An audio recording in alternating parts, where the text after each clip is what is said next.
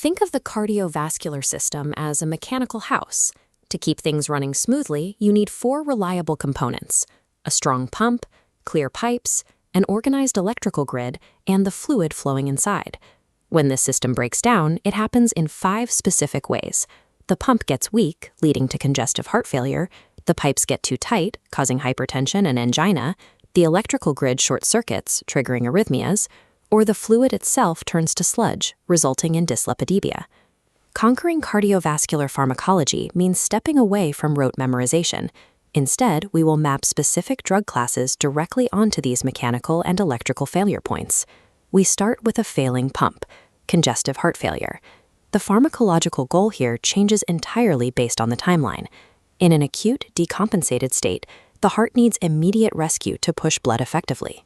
In chronic, compensated failure, the goal shifts to protecting the heart from long-term burnout. This diagram illustrates the mechanism of digitalis, like digoxin. By inhibiting the sodium-potassium ATPase pump on the cell membrane, digoxin sets off a chain reaction. Sodium builds up inside the cell, which then traps calcium inside. The sarcoplasmic reticulum stores this extra calcium, readying it for the next contraction. That extra calcium means the heart contracts with much greater force, even while the overall heart rate decreases. If you look at an ECG of a patient on digoxin, you will often spot a very specific drooping in the ST segment, which closely resembles the melting clocks in a Salvador Dali painting. Digoxin and other inotropes are excellent for surviving an acute crisis. But to survive the decade, chronic CHF requires beta blockers and ACE inhibitors to actively reverse the dangerous structural remodeling of the heart muscle. Moving out from the pump, we look at the pipes. Blood pressure is simply cardiac output multiplied by total peripheral resistance. The body controls these two variables using two heavy hands, the sympathetic nervous system and the renin-angiotensin-aldosterone system, or RAS. This chart shows the RAS cascade. The liver produces angiotensinogen, which renin and ACE convert down the line to angiotensin II, a potent vasoconstrictor. We can cut this supply line at distinct points. ACE inhibitors like Kiptril block the converting enzyme directly. ARBs like losartan let the enzyme work but block the receptor at the very end of the line. This photograph shows angioedema, a severe swelling of the face and lips. Because ACE normally breaks down a peptide called bradykinin, using an ACE inhibitor allows bradykinin to accumulate. This causes both a persistent dry cough and, in severe cases, this life-threatening angioedema. Controlling blood pressure is an exercise in matching the mechanism to the patient. You prescribe methyldopa for pregnancy or thiazide diuretics as a first-line defense for baseline, uncomplicated hypertension. Ischemia happens when the heart muscle demands more oxygen than the pipes can supply. This illustration shows the two ways this occurs. Classical angina is demand-driven, caused by a fixed atherosclerotic plaque. Variant angina is supply-driven, triggered by a sudden spasm of the coronary artery. This pathway shows how we relieve that mismatch. Nitrates release nitric oxide, which increases cGMP and relaxes smooth muscle. But the main therapeutic effect isn't actually dilating the coronary arteries.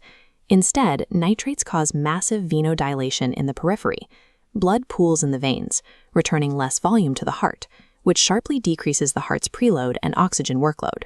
If the ischemia progresses to a full myocardial infarction, standard protocol involves intravenous morphine, supplemental oxygen, fast-acting nitrates, and a dose of aspirin. However, you must carefully distinguish the type of ischemia. In variant, spasm-driven angina, administering a beta blocker is strictly contraindicated. Whether treating chest pain with nitrates or beta blockers, the ultimate mechanical goal is the same: reduce the heart's metabolic workload so it can survive on the limited blood it has. Now we look at the electrical grid. This graph shows the 5 distinct phases of a ventricular action potential. Sodium rushes in to trigger the initial spike. Calcium enters to sustain the plateau, correlating with the ST segment. Finally, potassium exits the cell to repolarize the membrane, forming the T wave. Think about that sequence.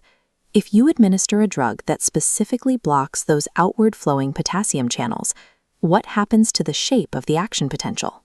the cell takes much longer to repolarize, stretching the curve outward. These charts show exactly how the von Williams classification targets these phases. Class 1 agents block sodium, dampening the initial spike. Class 2 beta blockers decrease the slope of phase 4. Class 3 agents block potassium, prolonging the action potential. And Class 4 agents block calcium, slowing conduction at the AV node. Amiodarone effectively blocks all of these channels, making it a highly reliable tool for acute arrhythmias. But its iodine-rich structure leads to severe long-term side effects, including pulmonary fibrosis and profound thyroid dysfunction. Our final failure point is the fluid itself.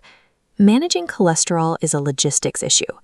VLDL and LDL package and deposit cholesterol into the tissues, while HDL acts as the garbage collection, bringing it back to the liver.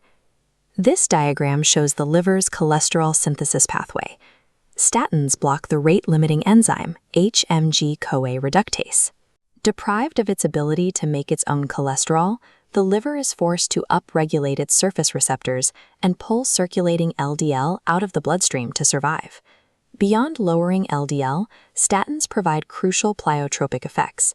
They act as antioxidants and anti-inflammatories, stabilizing existing plaques so they are far less likely to rupture and cause a heart attack. A weak pump, tight pipes, oxygen starvation, short circuits, and sludge. True mastery of the cardiovascular system means seeing how these 5 targets overlap and understanding exactly which lever to pull to restore mechanical order. Pause the video here and screenshot this map. Use it to connect the drug classes to the physiology, and you will be ready for the wards.